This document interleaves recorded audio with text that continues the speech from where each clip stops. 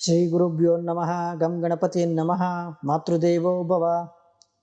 ನಮ್ಮೆಲ್ಲ ವೀಕ್ಷಕ ಪ್ರಭುಗಳಿಗೆ beats of India Kannada ಚಾನೆಲ್ನ ವತಿಯಿಂದ ನಮಸ್ತೆ.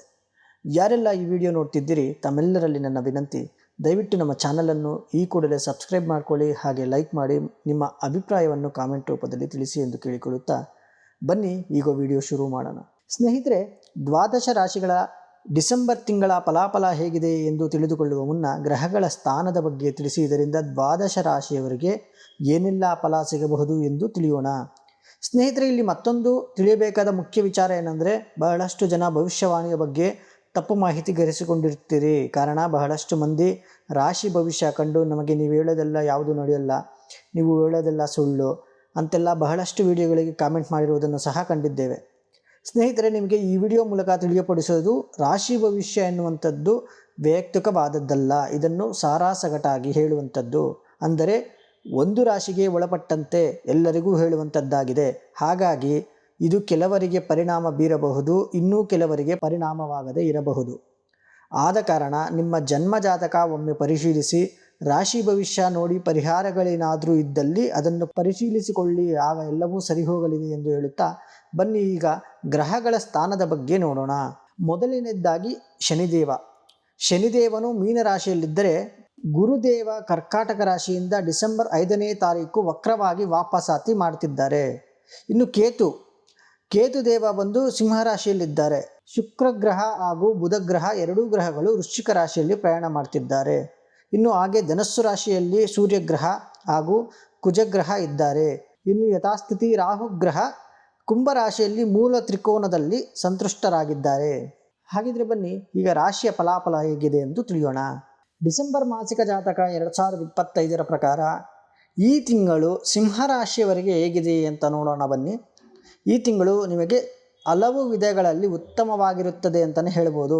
ಆದರೆ ನೀವು ಕೆಲವು ಕ್ಷೇತ್ರಗಳಲ್ಲಿ ಜಾಗರೂಕರಾಗಿರುವಂಥದ್ದು ಬಹಳಷ್ಟು ಮುಖ್ಯವಾಗಿದೆ ಅಂತಲೇ ಹೇಳ್ಬೋದು. ಇನ್ನು ಕೇತು ನಿಮ್ಮ ರಾಶಿಯಲ್ಲಿ ತಿಂಗಳು ಪೂರ್ತಿ ಇರುತ್ತಾನೆ ಮತ್ತು ರಾಹು 7ನೇ ಮನೆಯಲ್ಲಿ ಉಳಿಯುತ್ತಾನೆ. ಅದೇ ಸಮಯದಲ್ಲಿ ಶನಿಯು ಇಡೀ ತಿಂಗಳು 8ನೇ ಮನೆಯಲ್ಲಿ ತನ್ನ ಅಸ್ತಿತ್ವವನ್ನು ಗುರುತಿಸುತ್ತಿದೆ. ಇನ್ನು ಈ ತಿಂಗಳ ಆರಂಭದಲ್ಲಿ ಸೂರ್ಯ, ಮಂಗಳ ಮತ್ತು ಶುಕ್ರರು ನಿಮ್ಮ 4ನೇ ಮನೆಯಲ್ಲಿರುತ್ತಾರೆ ಮತ್ತು ಬುಧ ನಿಮ್ಮ 3ನೇ ಮನೆಯಲ್ಲಿರುತ್ತಾರೆ. ಗುರುವು ತಿಂಗಳ ಆರಂಭದಲ್ಲಿ 12ನೇ ಮನೆಯಲ್ಲಿ ಕರ್ಕಾಟಕ ರಾಶಿಯಲ್ಲಿರುತ್ತಾನೆ, ಆದರೆ 4ರಂದು ಹಿಮ್ಮುಖ ಸ್ಥಿತಿಯಲ್ಲಿ ನಿಮ್ಮ 11ನೇ ಮನೆಗೆ ಹಿಂದಿರುಗುತ್ತಾನೆ. ಇದು ನಿಮ್ಮ ಆರ್ಥಿಕ ಸ್ಥಿತಿಯನ್ನು ಬಲಪಡಿಸುತ್ತದೆ. ಶನಿಯು 8ನೇ ಮನೆಯಲ್ಲಿರುವುದರಿಂದ ಕೆಲವು ಖರ್ಚುಗಳು ಸಹ ಉಳಿಯುತ್ತವೆ. ಇನ್ನು ಮೊದಲು ಮತ್ತು 7ನೇ ಮನೆಗಳ ಮೇಲೆ ಕೇತು ಮತ್ತು ರಾಹುಗಳ ಪ್ರಭಾವ ಮತ್ತು 4ನೇ ಮನೆಯಲ್ಲಿ ಸೂರ್ಯ, ಮಂಗಳ ಮತ್ತು ಶುಕ್ರ ಉಪಸ್ಥಿತಿಯು ಆರೋಗ್ಯ ಸಂಬಂಧಿಸಿದ ಸಮಸ್ಯೆಗಳಿಗೆ ಉಂಟು ಮಾಡುವ ಕಾರಣ ಆರೋಗ್ಯದ ಬಗ್ಗೆ ನೀವು ಮುನ್ನೆಚ್ಚರಿಕೆಗಳನ್ನು ತೆಗೆದುಕೊಳ್ಳಬೇಕಾಗಿರುತ್ತದೆ. ಇನ್ನು ಕೌಟುಂಬಿಕ ವಿಚಾರದಲ್ಲಿ ಸಿಂಹರಾಶಿಯವರಿಗೆ ಡಿಸೆಂಬರ್ ತಿಂಗಳು ಹೇಗಿದೆ ಅಂತ ಕೇಳೋದಾದರೆ, ಕೌಟುಂಬಿಕ ವಿಷಯಗಳಲ್ಲಿ ಏರಿಳಿತಗಳು ಕಂಡುಬರುತ್ತವೆ. ಆದರೆ ತಿಂಗಳ ಉತ್ತರಾರ್ಧವು ತುಲನಾತ್ಮಕವಾಗಿ ಹೆಚ್ಚು ಅನುಕೂಲಕರವಾಗಿರುತ್ತದೆ. ಇನ್ನು ಉದ್ಯೋಗಿಗಳಿಗೆ ಸಿಂಹರಾಶಿಯವರಿಗೆ ಡಿಸೆಂಬರ್ ತಿಂಗಳಲ್ಲಿ ಹೇಗಿದೆ ಅಂತ ಕೇಳಿದರೆ, ಈ ತಿಂಗಳು ಉದ್ಯೋಗಿಗಳಿಗೆ ಬಹಳಷ್ಟು ಉತ್ತಮವಾಗಿದೆ ಅಂತಲೇ ಹೇಳ್ಬೋದು. ಉದ್ಯೋಗವನ್ನು ಬದಲಾಯಿಸುವಲ್ಲಿ ನೀವು ಯಶಸ್ಸನ್ನು ಸಹ ಪಡೆಯಬಹುದು ಮತ್ತು ಉತ್ತಮ ಕೆಲಸವನ್ನು ಸಹ ಪಡೆಯಬಹುದು.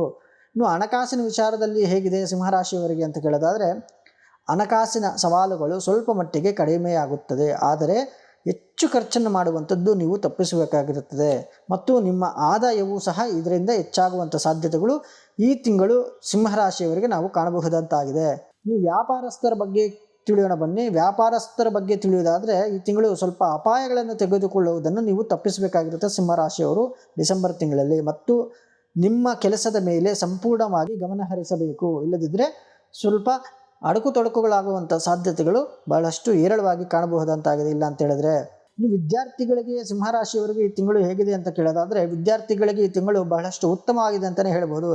ಯಾರೆಲ್ಲ ಕಾಂಪಿಟೇಟಿವ್ ಎಕ್ಸಾಮ್ ಬರೆದಿರ್ತೀರಿ, ನೀವು ಯಾರೆಲ್ಲ ರಿಸಲ್ಟ್ಗಾಗಿ ಕಾಯ್ತಿರ್ತೀರಿ, ಅಥವಾ ವಿದ್ಯಾರ್ಥಿಗಳು ಯಾರೆಲ್ಲ ಹೊರದೇಶಕ್ಕೆ ಹೋಗಿ ವಿದ್ಯಾಭ್ಯಾಸವನ್ನು ಮುಂದುವರಿಸಬೇಕು ಅಂತ ಕಾಯ್ತಿರ್ತೀರಿ, ತಮಗೆಲ್ಲರಿಗೂ ಉತ್ತಮವಾದಂಥ ಫಲಿತಾಂಶವನ್ನು ಈ ತಿಂಗಳು ನಿರೀಕ್ಷಿಸುವಂಥ ಸಾಧ್ಯತೆಗಳು ಬಹಳಷ್ಟು ಉತ್ತಮವಾಗಿದೆ ಅಂತಲೇ ಹೇಳ್ಬೋದು ಡಿಸೆಂಬರ್ ತಿಂಗಳಲ್ಲಿ ಸಿಂಹರಾಶಿಯವರಿಗೆ. ಹಾಗೆ ಯಾರೆಲ್ಲ ವಿದೇಶಕ್ಕೆ ಹೋಗಬೇಕು ಅಂತ ಕನಸು ಕಾಣ್ತಿರ್ತೀರಿ ಸಿಂಹರಾಶಿಯವರು, ನಿಮಗೂ ಸಹ ವಿದೇಶಕ್ಕೆ ಹೋಗುವಂಥ ಸಾಧ್ಯತೆಯು ಈ ತಿಂಗಳು ಬಹಳಷ್ಟು ಕಾಣಬಹುದಂತಾಗಿದೆ ಸಿಂಹರಾಶಿಯವರಿಗೆ. ಇನ್ನು ಪರಿಹಾರವೇನು ಗುರುಗಳೇ ಸಿಂಹರಾಶಿಯವರಿಗೆ ಡಿಸೆಂಬರ್ ತಿಂಗಳಲ್ಲಿ ಅಂತ ಕೇಳೋದಾದರೆ, ನೀವು ಶನಿವಾರದಂದು ಸಂಪೂರ್ಣ ಉದ್ದಿನ ಬೇಳೆಯನ್ನು ದಾನ ಮಾಡಬೇಕು. ಅಥವಾ ಉದ್ದಿನ ವಡೆ ಆಗಲಿ ನಿರ್ಗತಿಕರಿಗೆ ಯಾರಿಗಾದರೂ ನೀವು ದಾನ ಮಾಡೋದ್ರಿಂದ ಬಹಳಷ್ಟು ಉತ್ತಮವಾದ ಒಂದು ಪರಿಹಾರವನ್ನು ನೀವು ಪಡೆಯಬಹುದಂತಾಗಿದೆ. ಇವಿಷ್ಟು ಸಿಂಹರಾಶಿಯವರ ಡಿಸೆಂಬರ್ ತಿಂಗಳ ಫಲಾನುಫಲವಾಗಿತ್ತು. ಹಾಗಿದ್ರೆ ಬನ್ನಿ ಸ್ನೇಹಿತರೆ, ಈ ವಿಡಿಯೋವನ್ನು ಮುಗಿಸುವಂತಹ ಸಮಯ ಬಂದಿದೆ. ಸರ್ವರಿಗೂ ಒಳಿತೆಯಾಗಲಿ ಎಂದು ಹೇಳಿಕೊಳ್ಳುತ್ತಾ ಸರ್ವೇ ಜನ ಸುಖಿನೋ ಭವಂತು, ಸಮಸ್ತ ಸನ್ಮಂಗಳಾನಿ ಭವಂತು. ಶ್ರೀಕೃಷ್ಣಾರ್ಪಣಮಸ್ತು.